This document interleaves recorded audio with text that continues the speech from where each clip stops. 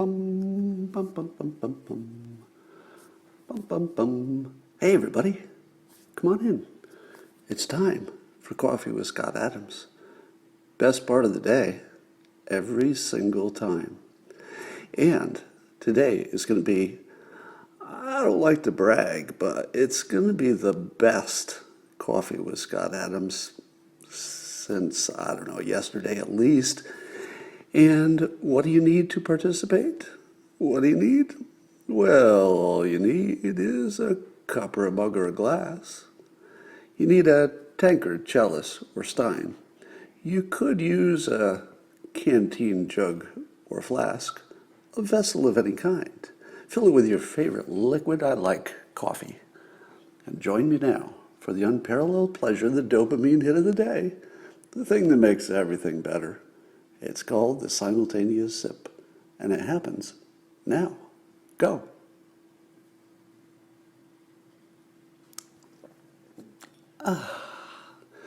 Well, if you can't tell from looking behind me, I am not in my house in California. I've escaped to Arizona for a couple days. The update on my house in California is that as of last night, it's off the danger zone.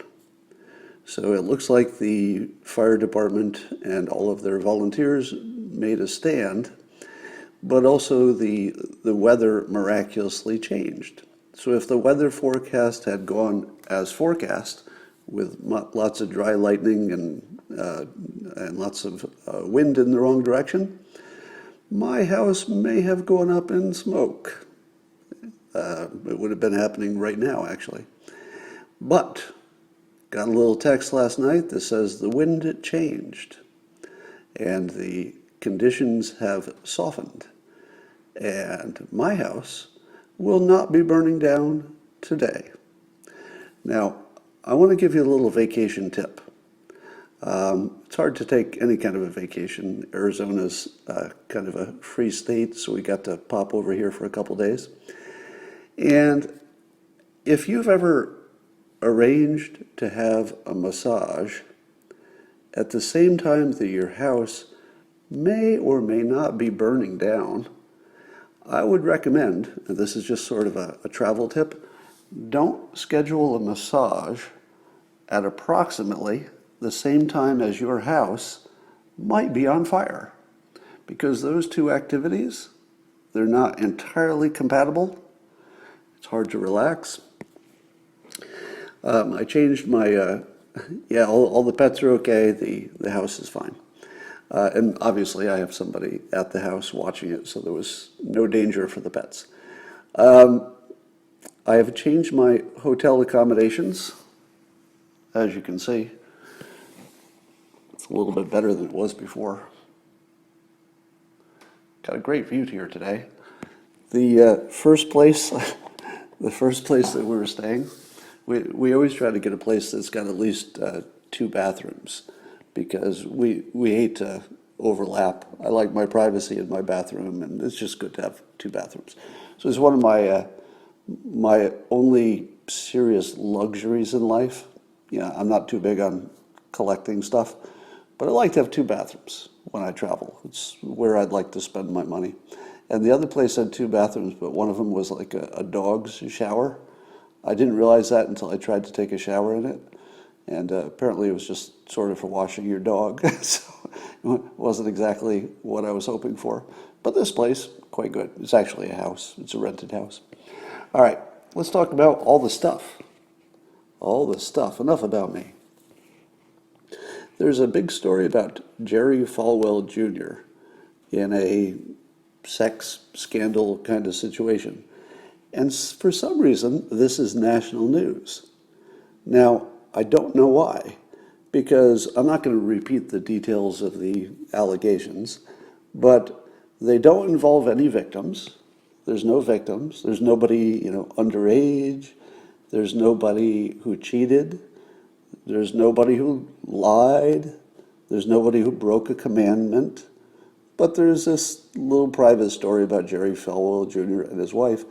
And I'm thinking, who exactly thinks this should be national news? I get that it's interesting, But making it national news, that is just so wrong. And if you're on the left, I would think you would be especially eager not to make this national news, because isn't a big part of the left's philosophy, and by the way, one that I buy into completely, that everybody's different? Aren't we trying to get away from, on the left anyway, trying to get away from everybody's fitting into one box? You're either gay or you're either a man or a woman. Isn't the whole idea of the left that you could be anywhere on the rainbow, anywhere on the spectrum, as long as you're not bothering anybody and breaking the law? I thought that was their own philosophy. So if the people on the right care about it, and I doubt it, I don't know why they would care, because again, he didn't break a commandment, didn't break a law, there are no victims, there was nothing dishonest in any of the allegations. So under those situations, why is this news? It's disgusting, really. Let's talk about the Rnc Convention. Now, I sometimes watch the big events after the fact so that I can see the highlight clips without seeing the texture of the entire thing. The theory for this is that most voters also will not see the entire event. What the voters will see is the highlight clips and whatever comes out of it. So sometimes if I'm trying to evaluate how persuasive it is, I will skip the event and look at what highlights came out of it, because it's the highlights that will persuade or not persuade, and it's good to see them without being biased by the whole event, because the rest of the country is not going to be biased that way. They'll be biased by the clips. This also assumes that anybody who watches the entire event has already decided, right? If you watch that whole event, you're really into politics and you've already made up your mind a long time ago. So here's what I took from the highlights. The RNC is really good at visual persuasion, like really good. And I've never seen a better consistent example than how they paired up. Now let me tell you all the things they did right. Number one, I thought it was clever that they went second, because, correct me if I'm wrong, but wasn't it in 2016, it seems like the DNC, the Democrats, went second with their convention? Do I have that wrong? And that allowed them to label the RNC as dark. So you remember everybody says it was dark after Trump's first 2016 convention. And this time the RNC went first, the DNC went first, and so the Republicans immediately after the DNC, do you know what they said? They said that it was dark. So the Republicans, and Trump actually used this too, cleverly got out there first and called the Democrat vision dark. Now, you all heard that, right? And I laughed every time I heard it, because what they were doing, quite obviously, is they were softening up the message that they knew was going to come from the other way. The Republicans knew in advance that no matter what they did, the Democrats were going to say, well, that's dark. That's a dark vision. And I think they don't have expert help this time. In 2016, I said, I think Godzilla's helping them, because that word dark just sounds a little bit too well-designed, professional. But they're reusing it. It's 4 years later, and they don't have a better play than saying it's dark. So they signaled it from a mile away. The Republicans co-opted it and said, you guys are dark. We're not dark, you're dark. And then, of course, after the Republican convention, you wake up and what did all the Democrats say about the Republican event? It was dark. But doesn't it look stupid now? Don't they look like clowns this time? Because the whole dark thing is just so overused and didn't really fit the content. The content really, I don't think, was dark at all. So here's some pull quotes from stuff that the Trump supporters said, and I want you to feel how visual this is. Okay, so I'll just give you some quotes that were important enough, I guess, that they were pulled out for Twitter and people were mentioning them. So Charlie Kirk started out, and he said this line: Trump is the bodyguard of Western civilization. Now think about that. If he had said he's the protector of Western civilization, that's just a concept. Not bad, but not really good. But he said he's the bodyguard. The bodyguard. That's visual. You can see him standing there literally just guarding. All right, so that's Charlie Kirk opening, I think he was the opening speech. Then we get to Matt Gaetz. This is not in any particular order. And here's something Gaetz said. He said, Donald Trump, like all builders, is a visionary. Notice that vision is actually part of it. So he's, you're activating your visual part of your brain just by seeing that word. That which is built in the mind is even more powerful than the brick and mortar that holds it together. Wow. Isn't that good writing? That's unusually good writing for a speech. But think how visual that is. He's saying what's built in the mind, you see the mind, and then is more powerful than the brick and mortar, and then you see the building. So you're seeing the vision of it in the mind, like a little movie playing in the mind. Then you see another visual of the brick and mortar. Very visual, hard to forget. Gaetz went on to say, President Trump sometimes raises his voice and a ruckus. Now the first part of that, which I love, is he's reframing Trump's personality, if you will, into somebody who's necessary. He's not somebody who's just making a lot of noise.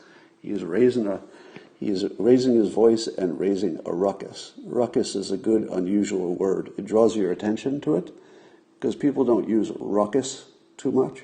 So when you see a word, you know what it means, but you don't see it often in this context. You pause. That's good persuasion. Making you pause in the middle of somebody's sentence and think about it, that's good stuff. It just nails you to the sentence. And then Gaetz went on and said he says he knows what it takes to raise an army of patriots who love America and will protect her. An army of patriots. You can see them. You can see them in your head, can't you? You know what they look like. They're an army of patriots. Everybody has their own vision, so you're not thinking exactly the same thing. Some of you are seeing a militia. Some of you are seeing your neighbors. They just happen to be armed or unarmed. It doesn't have to be armed in this context. Then Herschel Walker said, this is less visual, but it was just well done. So Herschel Walker apparently has been friends with Trump for decades. And Herschel Walker said he's personally insulted that people would think he's had a decades-long relationship with someone who is a racist. And then he said he's seen real racism and Donald Trump is not it. And I thought, that is a really good way to frame that. I don't know if Herschel Walker wrote his own speech. He's a smart guy, he probably did. But that is a really good way to phrase that. He is personally insulted. That's different. It's different than talking politics. When you talk personally, people respond to it differently than when you're talking politics, concept, Republicans, blah, blah. I thought that was really strong.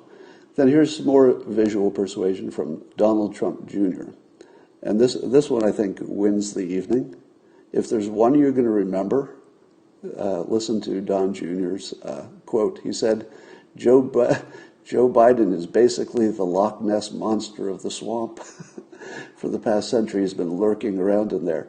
Okay, that is really good writing because it's funny, right? Anything funny is going to get your attention and more likely will be quoted the next day. Sure enough, he wrote it funny. It was quoted the next day. That's a home run in persuasion if you can get somebody to quote it. But he adds this Loch Ness monster, so visual. You see the swamp, you see the Loch Ness monster, and then he uses the word lurking. Again, perfect writing for persuasion. The word lurking is not normally it's not normally a political word. So words like ruckus and lurking and Loch Ness monster, when you airdrop those into a political context, they're the things you remember because they don't belong. It's like, what thing doesn't belong with the other things? Loch Ness Monster. That doesn't belong there. That's why you remember it. It's perfect. Then how about Amy Johnson Ford? She was a nurse practitioner, and she was applauding Medicare and Medicaid coverage for telehealth. Now think about that. They bring a first responder, so you when a nurse shows up, you imagine the nurse working, right? It's visual the moment a nurse shows up. Similar with a military or a police officer or any first responder. Anybody who's a frontline first responder type, they take you right to the scene. You know, if somebody shows up in uniform, let's say it's a firefighter. You see a firefighter in uniform, your brain is immediately transported to the fire. You see a little movie in your head of that person doing their thing. So having a nurse, just in general, is a good persuasion. But she talked about the importance of telehealth. Now, telehealth is, I don't care what you say about what you do or do not like about President Trump. With a stroke of a pen, President Trump removed a useless and destructive regulation that was costing the United States a lot. And it was the restriction against telehealth, you know, having a video call with your doctor, that if the doctor was across state lines, there may have been some other restrictions there. But Trump ran for office saying, I'm going to get rid of red tape. There is no better example than getting rid of this telehealth restriction. It is the ultimate example. It never had a good reason. Probably was just because of some, doctor's special interest group, but he just wiped it away. And who's complaining about it? Who's on the other side saying, oh, I wish we didn't have telehealth? Nobody. That's exactly what Trump promised. When he said, I'm going to get rid of the red tape, he didn't say, I'm going to get rid of things that some people like and some people don't like. He said, I'm going to get rid of stuff that's useless. Shouldn't have been there. Got rid of the telehealth restriction. Who's complaining? Nobody. He actually launched an entire industry with a stroke of a pen. Let's get rid of this and see what happens.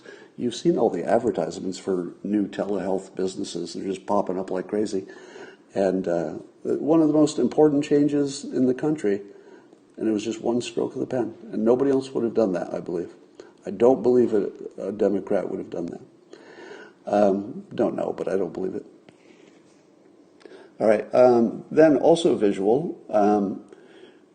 Trump had, I guess it was a recorded package where he was talking to a number of freed hostages, which caused even the press and pundits who don't like Trump, when they saw him highlighting how many hostages he's freed from various regimes who had captured Americans, even his critics said, okay, we got to give you that.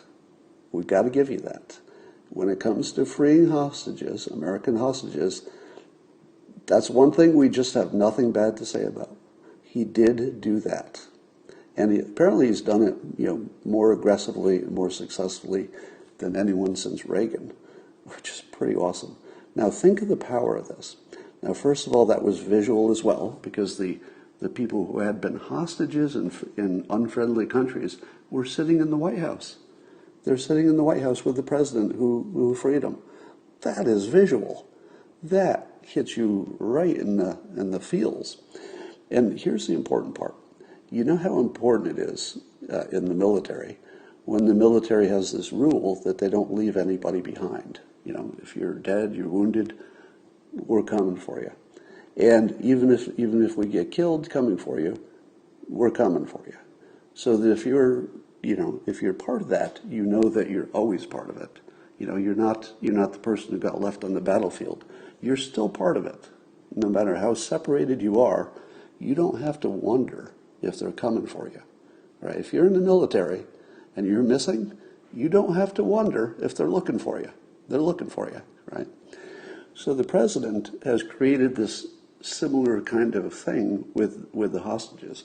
He's made it clear that he will burn down your whole damn country if you don't let him loose. And I think it looks like he makes the threat look real.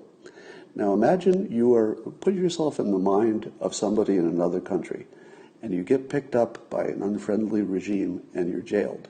You're all alone.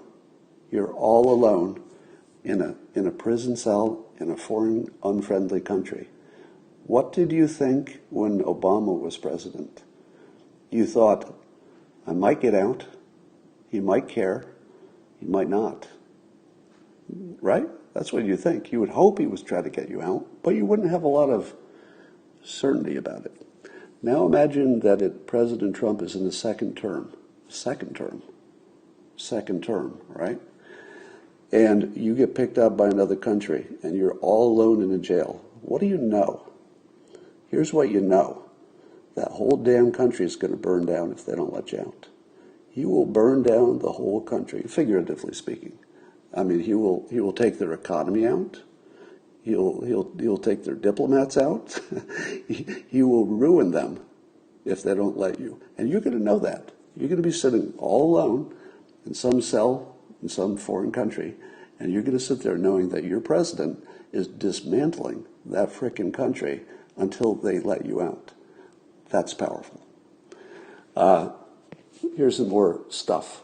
The McCloskeys were featured. Of course, that was brilliant casting because they are visual. Again, there's nothing more visual than the McCloskeys holding their guns, protecting their territory, their home. That was great. Now compare that to what the Democrats offer. You saw spectacular visual excellence. If you compare that to what, and the visual part, by the way, was often in your mind. The visual part wasn't just what you saw on the screen. So what the Republicans did right, if I can put this in a tighter package, what the Republicans did right is, since the recorded kind of non-live audience situation removes the visual and, I don't know, kinesthetic, auditory, it takes all that stuff away because there's no live audience. They replaced it with mental visions. Think about that. They couldn't give you so much on the screen because of the limitations of coronavirus. So instead, they made you think the movies. When the McCloskeys got up, it was, because there's no live audience and stuff, ordinarily it would be kind of a dead segment. But because you remember them, you imagine them, you see them with their weapons, it's a movie. So somehow the Republicans managed to show movies while nothing was on the screen except people talking. That, ladies and gentlemen, is good production. So whoever produced it, if in fact they were encouraging everybody to speak visually, oh my God, that's good. That's like as good as you can get for the limitations that were imposed. Now look at one New York Times political reporter. This would be a counter or a criticism of the RNC event last night. And this, I'm not even going to give his name, it's not worth it. But he's an anti-Trumper, it looks like. And he says that Vernon Jones quickly goes to this, quote, "The Democratic Party does not want black people to leave their mental plantations." So what the Democrats have for a complaint is sarcasm. No reason. It's just eye rolling. Oh, there they go again, complaining about black people being not well served by the Democrats. And I'm thinking, that's all you have? I would expect something more like a counter-argument. If they have no counter-argument, they just give you sarcasm and eye-rolling. It's like, looks like the Republicans are complaining because the cities are burning down again. Those old complaints about, it's just the same old thing from those Republicans. You're burning our cities, you're burning our cities. And I'm thinking, you're going to have to do better than sarcasm, because the Republicans are just bulldozing you right now. This is not a fair fight at this moment. The Republicans have like this army of bulldozers coming at you, and the Democrats are responding to an army of bulldozers with eye rolling. There they go again. That's typical. That's it. They got nothing. All right. So we've got one side in the political spectrum is opposed to burning our own cities. That would be the Republicans, if you're paying attention. The Democrats appear to be on the side of the people who are burning the cities. I don't think that plays very well. Burning your own cities, putting your own people out of work, doesn't feel like a good political thing to side with. And yet, I was seeing a tweet from Joel Pollack, and he was mentioning that Biden did not condemn the rioting and stuff of last night. And I'm thinking, you need to condemn that, or you are not even close to being qualified to be the leader of this country. If you can't condemn setting on fire the stores of innocent people and breaking cars and setting things on fire, if you can't condemn that, you are not qualified. But worse, well, we'll get to worse in a moment. Did you see the video of the homeowner, I think it was in Milwaukee, who, when the crowds came near his home, or their home, in the suburbs, he fired a warning shot? Did you see that? So I guess there was a Black Lives Matter riot/protest, more like a riot, I guess, that came into this guy's neighborhood. He walks outside with some kind of a weapon and just fires off a warning round. And then you watch everybody scurry back into their cars. They're like, all right, run, he's got a gun. And I thought to myself, what is the law on warning shots? Can somebody give me a fact check on that? I imagine it varies by state. So if you're in Wisconsin and you're in a dangerous situation, you're a law-abiding, let's say it's a legally owned gun, and you're on your own property, is it legal to fire a warning shot? Let's say the warning shot is nowhere near the people. Let's say I don't know, is it dangerous to shoot it in the air? Because that bullet's got to come down somewhere, right? So it might be illegal to shoot in the air. I don't know if he shot in the air. He could have shot, he might have just shot his own lawn just to make a point. So what exactly is legal? Because I need to know that. Because I would fire a warning shot if my house was, was being at risk. And so somebody says a warning shot is illegal, but I'd really like a ruling on that. Yeah, because wouldn't it matter how much danger you're in? Because I would think that if you're in imminent danger, a warning shot would be the preferred method versus shooting at the people who are threatening you. So I guess it depends. Yeah, it's unsafe. It's obviously unsafe to fire in the air. So I would assume that's illegal. So somebody says it's illegal to discharge a firearm in most places, but what if it's self-defense? Does a warning shot fit under self-defense? All right, I have questions on that. Get back to me on that. Now, here's something that's caught my attention, and I can't release on it. As you know, I'm not a believer in any kind of religious anything, but I can't help noticing how many satanic coincidences there are with the Joe Biden campaign. And they just have to be mentioned. Now, again, I'm not a believer, but it's becoming a weird coincidence of how many things look satanic. For example, Joe Biden is in favor of what he said, bringing the light to the darkness. And what is happening as he's speaking? As he's speaking and saying, I will bring the light to the darkness, cities are actually on fire. California is on fire. I'm in Arizona, and I'm watching the entire valley is full of smoke because some part of the Phoenix area is on fire. So if you were Satan, wouldn't you expect that Satan would speak in terms which are true but misleading? Meaning, he will bring you the light, but there's a catch. It's fire, and it's burning your stuff. That's exactly what Satan would say if Satan existed. Now, I'm not saying that Joe Biden is possessed by Satan. I'm just saying it would look exactly like this. Now, are there any other clues?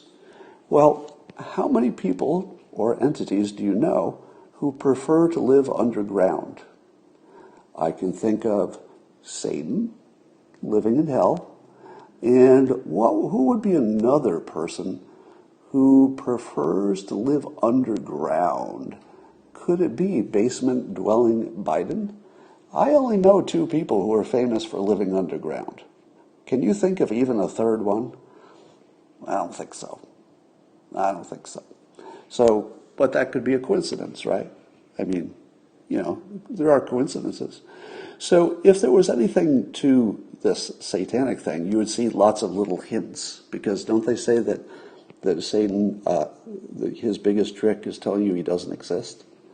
So he would be hiding in plain sight, but there would be lots of clues if you were not blinded by the satanic influences. For example, what is Joe Biden's slogan? Build back better. Build back better. BBB. If you were going to imagine 666 and you wanted to show it to people and disguise it at the same time, can you think of any letter that the numeral 6 would fit inside completely? Only capital B. Capital B is the only letter that you could put a 6 on the inside of it and it would be concealed. If you put a 6 over the number 1, you'd say, hey, why'd you write a 6 over the number 1? It would be obvious. But you could hide a 6 in a capital B. Could be a coincidence. How about the name Joe Biden? Well, there's no 666 there, right? So Joe that's 3 letters. Biden is 5. So there's no symbolism there. Except I was looking at it a little bit closer, and do you know if you took the capital letter J, just imagine the capital letter J in your mind. Now think of the next letter in Joe. It's an O. Now just move in your mind the O to the left until it's on top of the J. It's a backward 6. So that's the J and the O, the form of backward 6. Now suppose the next letter is the lowercase e. What does a lowercase e look like if you turn it upside down? Well, it looks like a 6. So you got the J and the O together. If you combine them, it looks like a backward 6.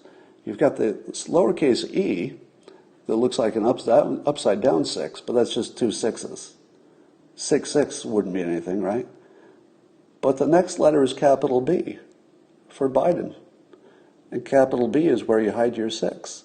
So even JOEB is 666. But then you say to yourself, Scott, you can find a pattern in anything.